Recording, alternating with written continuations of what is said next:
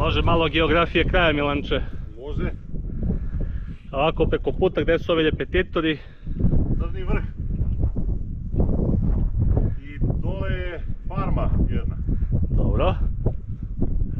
Eno ga preko puta planinarski dom. Ona livada i skijalište, jel vidiš? Da. I Ovaj ovdje greben iznad dole levo. to je visoka stena. Sve dole do Slavinskog Kabika, znači visoka stena, Paramunica, pa onda ovo sedlo tamo pred kraj, Odorovski prelaz i na kraju je Slavinski Kamik. Dakle, ono, glavni greben Vidliča, tako? Tako je, ovo dole od Slavinski Kamik skreće i ide skroz pravo. Dobro. Odavde dole suva planina. Eno ga golemo stražište i litica odavde, koliko mogu da vidim. I ovo brdo ovamo pored nas je Bazlaganica. Hvala lepo. Ovaj